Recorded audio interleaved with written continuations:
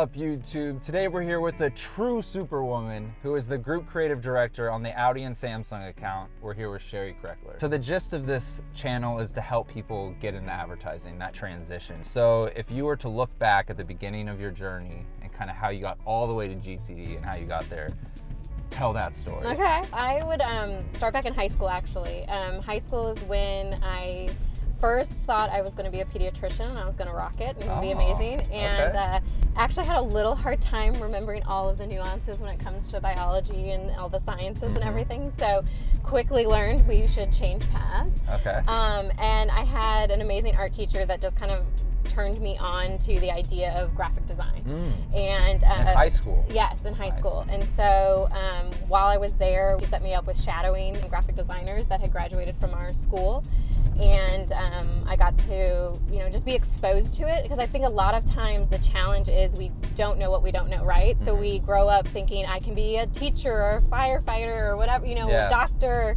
And they're well-known jobs. Right. Yeah. But until we're actually exposed to more things, more opportunities, we just have to, learn about that. So I learned about it there, got really excited about it. And so when I was looking for colleges, used that as the filter. Like, did they have a good program and stuff? And so I ended up going to Missouri State University, which middle of the Ozarks in Missouri, but had a design program that was out of this world. They had most of my teachers were from all different parts of Europe and Asia. Oh, that's sick. Yeah, and so no idea why they all wanted to be in middle Missouri, but was able to learn a lot of different perspectives and approaches from them. It was a typical four-year college program, so you had to take your gen ed classes and everything, but really was just trying to get into that design program. Had to submit a portfolio like you do at most schools and everything, and just fell in love with it from there, mostly with just the design and typography parts of it. Dabbled in illustration, dabbled in digital a little bit at the time, but just really found that I had a passion for it. And so loved the whole process of it. And I think that's one of the things too, you can't just love the end result of something. You have to like the process of it, because if you can't find joy in that, then I think it shows in the end product, and I think you're going to burn out in the long run. 100%. Yeah. So I just loved everything about it, loved the research, loved figuring out things I didn't know how to do, and continue learning, and so did that through that program, and then started looking for jobs. What was the process like for you job searching for the first time out of college? So I got some exposure through different student conferences and portfolio shows. I was looking, again, being from Missouri and St. Louis, I started looking in Chicago and Dallas, and those seemed like natural places to go far, but not too far. I did do some interviews in New York, and spent a week in New York just shadowing different designers and agencies, and just it wasn't for me at the time. Wound up making a connection with a recruiter from Dallas, from Tracy Locke. Ended up applying for their student internship program, because I hadn't done an internship yet, and thought that was the next logical step. Is I should, even though I was graduating, I should start with an internship and go from there, and was offered actually the art director position. Awesome. And so I took that full time. Did that freak you out a little bit? Yeah, I think it was a balance of oh, cool, there's a little bit of ego to it, oh, they don't just want me as an intern, they, really liked what I, could do. And then part that was but do I even know what I'm about to do? So, but I think fear can be a good motivator at times. So I took the job and have not left. I've been there for over 11 years. Which is so admirable. To see someone move up in their career all within one place is pretty hard to do, because a lot of places, there's a lot of times where they have to move to a different agency to advance. So I think that's very admirable that you literally started from the bottom, now you're at the top.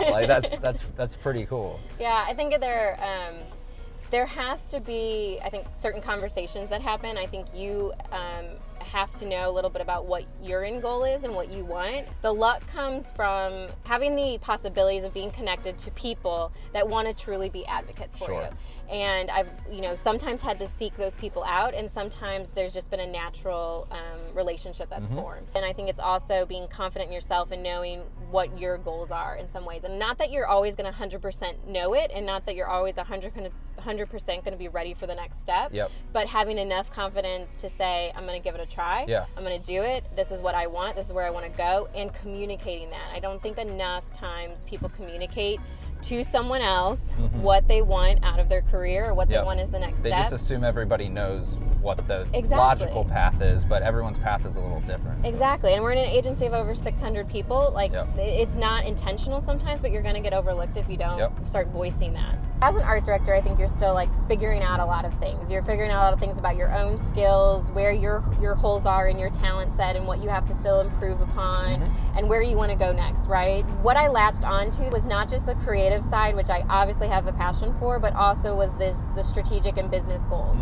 And so that, I think, has always been a point of difference in how I approach creative to maybe some of my peers, is wanting to understand that, and how do I use that to better improve the creative or better improve the storytelling that the creative can do. I had good guides in that, and in some examples of people who kind of came before me, and I latched onto that, tried to learn that skill set. At the same time, in that art director role, I worked on a ton of new business, not in the glamorous side of it at all, was not going to pitches, was not getting to even concept for the pitches yet. I was the deck monkey who made the decks look pretty and spent the, overnights up there waiting to get a book printed at the last minute and bound and ready for presentation the next day. But what I did was I actually read the pitches and read what we were doing and looked at the concepts that we were putting into it and tried to see, like, okay, what is the problem they're trying to solve? How are they answering it? What are they doing? Why are they doing it? What points of this strategy came into play and things like that. And I really liked that, so it's part of this duality that I think I can deliver, is that having that really good creative eye and passion, but then also understanding the strategic and business goals of it. See, and that's cool, is even as an art director, it wasn't just about making it look good, but it was about making it strategically make sense for the client and stuff. And I think that's a hard thing for a lot of people to grasp when they first get in. Like, you learn all these design skills, and so you feel comfortable that you can make something look presentable, right? But you don't necessarily have all the thought behind it to make it be efficient and actually work. Yeah, exactly. And I think, and I didn't know that right off the bat about myself. Like, honestly, when I was, to go back when I was job searching and stuff too, like, I thought I was going to go to a small design shop. I thought that's, I love typography. I loved letterhead design and logos and doing wedding invitations and things. I thought it was going to be a small design shop, and I just, for some reason, you get that gut feeling when you walk into a place, and the people I met, and I said, I'm going to take this chance and do advertising, and it was part of that art director role that I started learning what I liked about it and what I needed to learn more of, and what, where to drive myself. And so I've changed accounts over the 11 years that I've been at Tracy Lock, thankfully, to keep things fresh. And one of the transitions I was able to make was going from an art director into an ACD role when one of those new positions opened up. And I will say the jump from AD to ACD was challenging. And there was some fear involved. I was joining a team that I don't know if I was being handed off to them because, I think part of my strategic and organization side of my creative process was needed, but it wasn't the most welcoming reception. Oh wow! And it was me kind of finding my way on a team that already existed, but I knew I was needed and I knew I could add value, and navigating that, the challenges there. Did you lose a little bit of confidence in that like, or were you like, no, this is where I'm at now and I'm gonna tackle it? Right. I think it was probably a little push and pull. Like I typically have been a pretty confident person. I think I got that back in high school. I went to an all-girls school. We were pretty much taught, like, you can go and be and do anything. Like, it was a great opportunity to kind of instill that in me. So I had a level of confidence. I knew from the leaders above me that this was like where I needed to be. But I think going into a team that had already been in motion, had already had a ways of doing things, and having to try to figure out, like, how do I manage in a way when I'm new to a management role, and manage in a way to get everybody on board. Like, I was definitely shaken a couple times there. Gotcha. And I'm sure I didn't do everything perfectly. I'm sure I misstepped as much as other people. But in the end, I had a great working relationship with the creative director. It just took time to get there. And we formed a great team, a successful team underneath of us. We earned new business along the way. We launched new products nationwide along the way. So it ended up working out great, but it was a learning process. And you've heard me say it before, and I will say it, always, is that I think the ACD role is one of the most difficult roles for a Yeah. creative, because you're trying to balance doing your own work, excelling at your creative output, Yeah. while you're trying to learn how to manage. In such a short amount of time. Like, you Yeah. only have so much time during the day. So. Right. And how do you start to manage your time differently so that you're not spending, 8 to 4 doing all of the management, and then Yeah. not starting your work till 4 to 8. So overall, for those looking to get in, what advice do you have? Yeah. For either incoming people or students or anyone trying to get in the creative field? Yeah. So I think, one of the things is that communication, like really look at yourself, talk to people, and figure out, like, how do I communicate what I want out of my future, what I want out of my goals, and allow yourself for that to change along the way. Yeah. You're not going to know everything coming out of school about what you want or how it's supposed to be done, and you can allow yourself to misstep, but you have to learn something from that. Yep.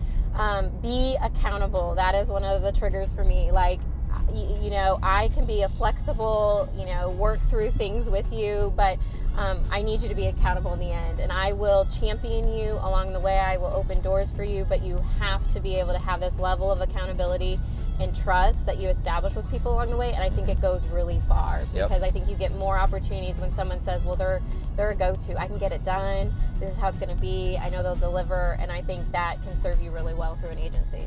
Awesome. Well, thank you so much for coming on the show, and until next time, we'll see you later. Thank you.